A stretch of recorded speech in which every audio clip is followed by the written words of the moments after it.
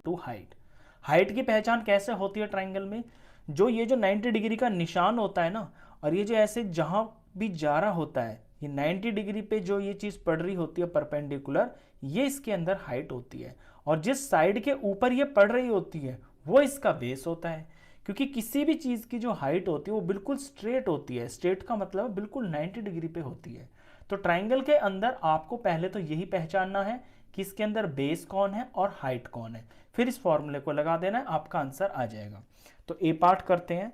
पहले आपको फॉर्मूला ही लिखना होगा। फर्स्ट स्टेप में एरिया ऑफ ट्राइंगल, ये ट्राइंगल का निशान होता है, आप ऐसे भी लिख सकते हैं, is equal to half base into height. Base into height parallelogram का एरिया होता है, और पैरेललोग्राम के एरिया को हाफ कर देते हैं तो वो ट्राइंगल का एरिया बन जाता है। वैल्यूज पुट करते हैं। हाफ का हाफ, बेस है यहां पे 4 सेंटीमीटर और हाइट है 3 सेंटीमीटर। सिंप्लीफाई करते हैं तो ये नीचे वाला 2 ऊपर वाले 4 से कट जाएगा। 2 1 जार 2 और 2 2 जार 4। नीचे तो कुछ बचा नहीं, ऊपर 2 3 जार 6 है, और cm इंटू cm सेंटीमीटर का स्क्वायर। बस ये आ गया area of triangle. A part हो गया। बी पार्ट देखिए। बी पार्ट के अंदर जो बेस है वो तो होगा 5 सेंटीमीटर, और इस बेस से ऊपर की तरफ जो हाइट है वो 3.2 सेंटीमीटर है।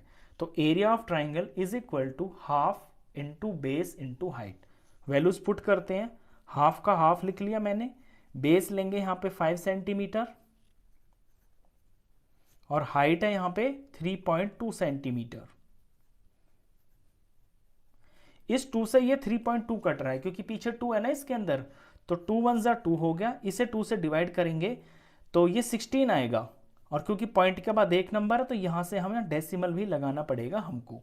तो ये 1.6 इंटू 5 है। 1.6 की 5 से मल्टीप्लाई कर लेते हैं। 1.6 इंटू 5, 5 6 ज़ा 30, ये 3 कैरी आ गया, 5 1 ज़ा 5, 6 7 8 आ गया।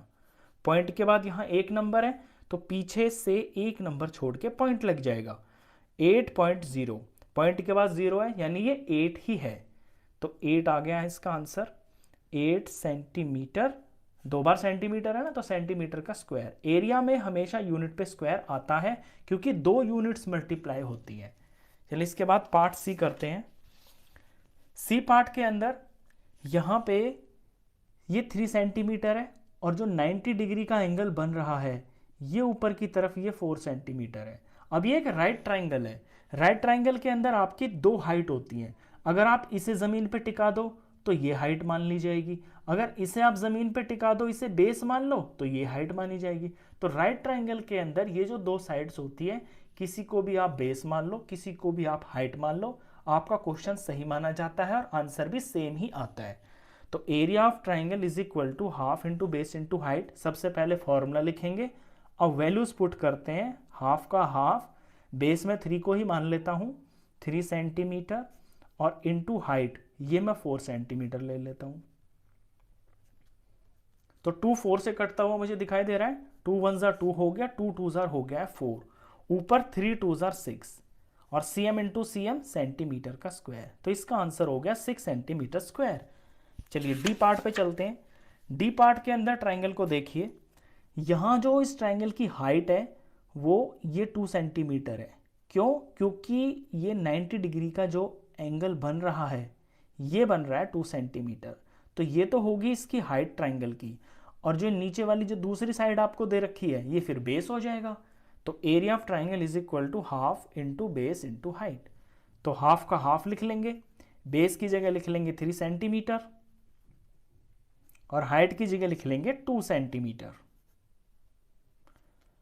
ये नीचे का 2 ऊपर के 2 से कट रहा है। 2 1 ज़ा 2 और 2 1 ज़ा 2, 3 1 ज़ा 3 आ गया। cm इंटू cm सेंटीमीटर का स्क्वायर हो गया। इस ट्राइंगल का एरिया आ गया है 3 सेंटीमीटर स्क्वायर। लास्ट पार्ट था, क्वेश्चन खत्म।